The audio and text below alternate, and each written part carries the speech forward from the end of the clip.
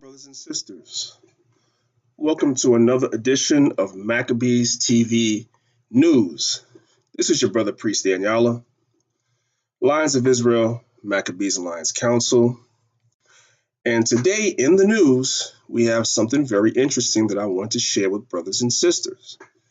A few years ago, maybe about 2 years ago, I did a video about something called Sesame Credit. And what Sesame Credit is Sesame Credit is being something that's used over in Asia where a person's credit score, part of it is based on what they do online on social media. It's called Sesame Credit, right?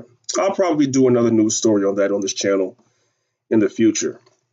Well, the US government has something else that's being proposed by the Trump administration as well.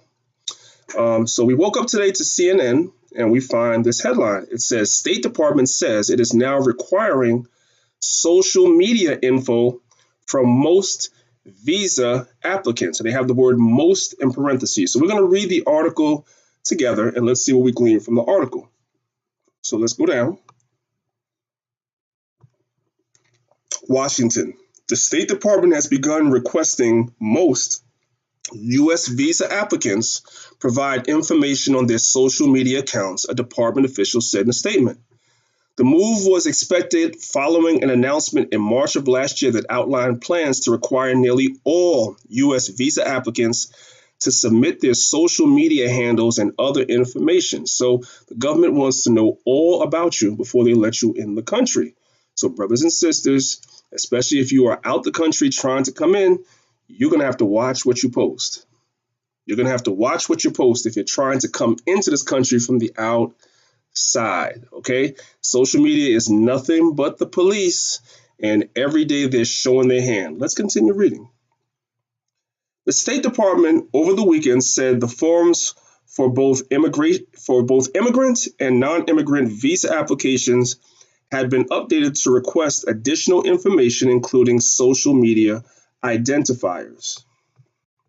According to the official statement, the move is a result of a memorandum issued by President Donald Trump in 2017 on vetting for people coming to the U.S. and a provision of an executive order from around the same time that sought to block entry to the U.S. for people from several majority Muslim countries, which included a provision on vetting standards. Brothers and sisters, let me just add this really quickly. All of these so-called laws that are against Muslims usually come back around and they affect our people even more. A lot of the so-called terroristic laws that were put on the books after 9/11, now you have a lot of gang members being charged on terroristic charges. A lot of the laws that were put on the books, like as far as the mafia is concerned, like RICO laws, now they're being used against our people as well. So don't let this fool you and let you think, well, they're just doing this against the Muslims because the Muslims are terrorists. No, the Muslims are the guinea pig. You so-called blacks and Hispanics, you are the target. Let's continue.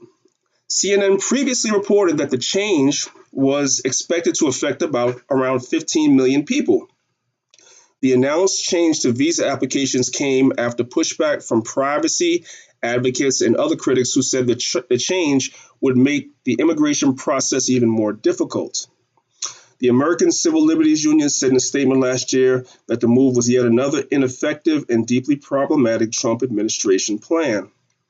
It will infringe on the rights of immigrants and U.S. citizens by chilling freedom of speech and association, particularly because people will now have to wonder if what they say online will be misconstrued or misunderstood by a government official. The ACLU's Hina Shamsi said of the proposal.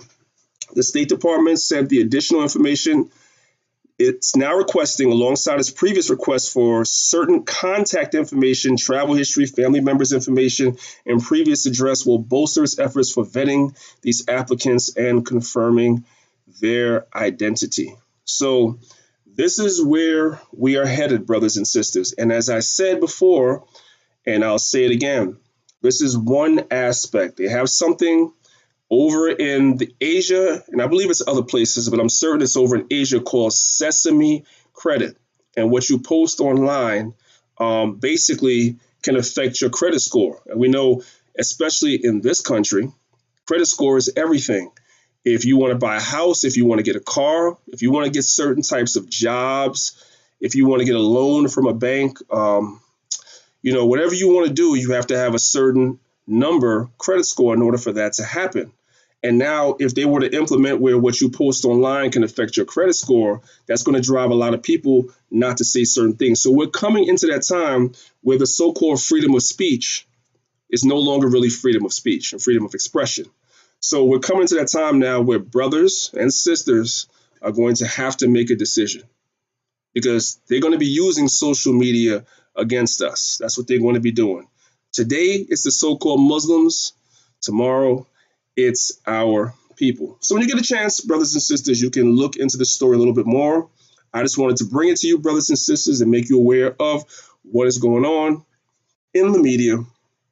This is your brother, Priest Daniela, Lions of Israel, Maccabees Alliance Council. Make sure you subscribe to Maccabees TV News. We're going to bring you, brothers and sisters, a lot of news stories that you may or may not be aware of. So you definitely want to be subscribed to this channel, as well as the main channel, Maccabees TV. So hit the subscribe button, and on your way out, hit the like button as well.